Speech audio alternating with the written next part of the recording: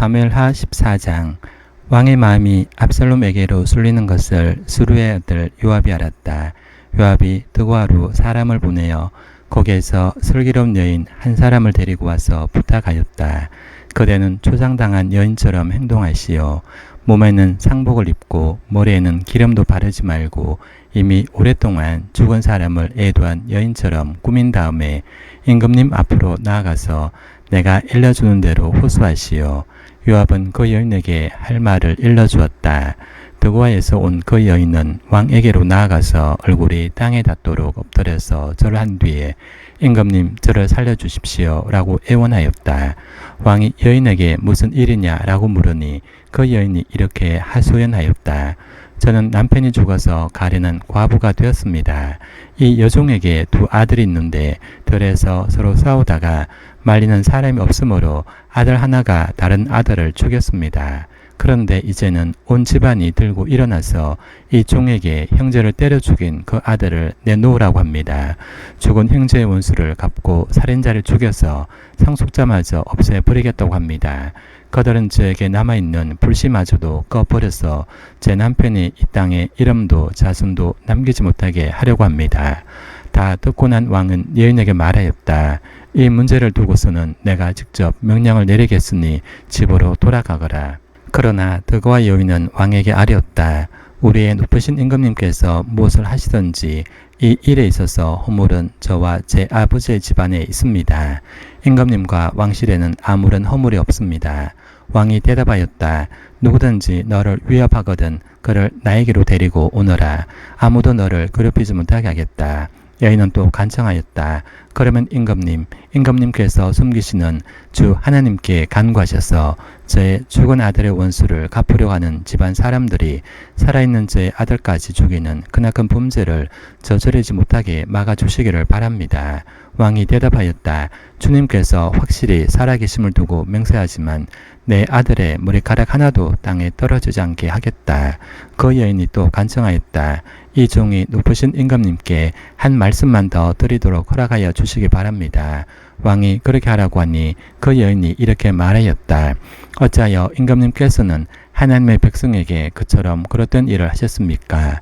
임금님께서는 임금님의 친아들인 왕자님이 이 나라로 돌아오는 것을 허락하지 않으셨습니다. 이러한 처사는 지금까지 이 종에게 말씀하신 것과는 다릅니다. 임금님께서는 그렇게 말씀만 하시고 왕자님을 부르지 않으셨으니 이것은 잘못된 일이라고 생각합니다. 우리는 다 죽습니다. 땅에 쏟으면 다시 담을 수 없는 물과 같습니다. 그러나 하나님은 생명을 빼앗지 않으시고 방책을 베푸셔서 비록 내어쫓긴 자라 하더라도 어떻게 해서든지 하나님께 버림받은 자가 되지 않게 하십니다. 높으신 임금님, 제가 지금 임금님을 찾아뵙고서 이런 말씀을 드리게 된 까닭은 제가 친척들의 위협을 받으면서 이 문제를 임금님께 아뢰면 임금님께서 제가 간구하는 바를 들어주실 것이라는 확신이 섰기 때문입니다. 저의 집안 사람들이 저와 저의 아들을 죽이려 하고 하나님이 주신 이 땅에서 끊어버리려고 하지만은 임금님께서 저의 사정을 들어서 아시면 구원하여 주실 것이라고 생각하였습니다. 이 종은 또 높으신 임금님께서는 말씀으로 저를 안심시켜 주실 것이라고 믿었습니다. 임금님은 바로 하나님의 천사와 같은 분이시니까 저의 호소를 들으시고 선악을 가려내실 것이라고도 생각하였습니다. 임금님이 섬기시는 주 하나님께서 늘 임금님과 함께 계시기를 바랍니다. 마침내 왕이 그 여인에게 물었다. 너는 내가 묻는 말을 내 앞에서 조금도 숨기지 말고 대답하여라. 그 여인이 대답하였다. 높으신 임금님의 분부대로 하겠습니다. 왕이 물었다. 너에게 이 모든 일을 시킨 사람은 바로 요압이었다. 여인이 대답하였다. 높으신 임금님께서 확실히 살아계심을 두고 맹세하지만 높으신 임금님께서 무슨 말씀을 하시면 오른쪽으로든 왼쪽으로든 피할 길이 없습니다. 저에게 이런 일을 시킨 사람은 임금님이시나 요압입니다. 그가 이 모든 말을 이 종의 입에 담아주었습니다. 왕자님의 일을 잘 되게 하여 보려고 임금님이시나 요압이 이런 일을 꾸민 것은 사실입니다. 그러나 임금님께서는 하나님의 천사처럼 슬기로우심으로 일어난 모든 일을 다 아실 줄 압니다. 그러자 왕이 직접 요압에게 명령을 내렸다. 보시오, 내가 장군의 뜻대로 하기로 결심하였으니 가서 그 어린아이 압살롬을 데려오시오. 요압이 얼굴을 땅에 대고 절을 하면서 말하였다. 하나님께서 임금님께 복을 베푸시기를 빕니다. 높으신 임금님이 이 종의 간청을 이렇게 들어주시니 이 종이 임금님의 총애를 입은 줄을 오늘에야 알았습니다. 그리고는 요압이 일어나 그술로 가서 압살롬을 데리고 예루살렘으로 왔다. 그러나 왕의 지시는 단호하였다. 그를 집으로 돌아가게 하여라. 그러나 내 얼굴은 볼 수 없다. 그리하여 압살롬은 아버지에게 인사도 하지 못하고 자기 집으로 돌아갔다. 온 이스라엘의 압살롬처럼 머리끝에서 발끝까지 흠잡을 데가 하나도 없는 미남은 없다고 칭찬이 자자하였다. 그는 머리숱이 많아 무거워지면 해마다 연말에 한 번씩 머리를 깎았는데 머리를 깎고 나서 그 머리카락을 달아보면 왕궁저울로 200세겔이나 되었다. 압살롬에게는 아들 셋과 딸 하나가 있었다. 그 딸의 이름은 다말인데 생김새가 아주 예뻤다.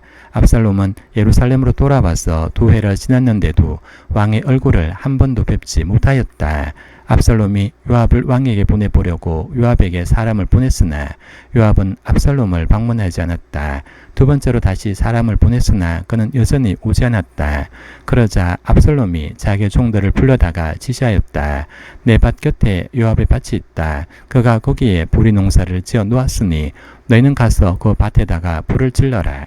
그래서 압살롬의 종들이 그 밭에 불을 질렀다. 그러자 요압이 압살롬의 집으로 찾아가서 따졌다. 어찌하여 종들을 시켜 나의 밭에다가 불을 질렀습니까? 압살롬이 요압에게 대답하였다. 이것 보시오. 나는 이미 장군에게 사람을 보내어서 좀 와달라고 부탁을 하였소. 장군을 임금님께 보내어서 나를 왜 그술에서 돌아오게 했는지 여쭤보고 싶었소. 여기에서 이렇게 살 바에야 차라리 그곳에 그대로 있는 것이 더욱 좋을 뻔하였소. 이제 나는 임금님의 얼굴을 뵙고 싶소. 나에게 아직도 무슨 죄가 남아있으면 차라리 죽여달라고 하더라도 말씀을 들어주시오. 그래서 요압이 왕에게 나아가서 이 일을 상세히 아뢰니 왕이 압살롬을 불렀다. 압살롬이 왕에게 나아가서 왕 앞에서 얼굴이 땅에 닿도록 절을 하자 왕이 압살롬에게 입을 맞추었다.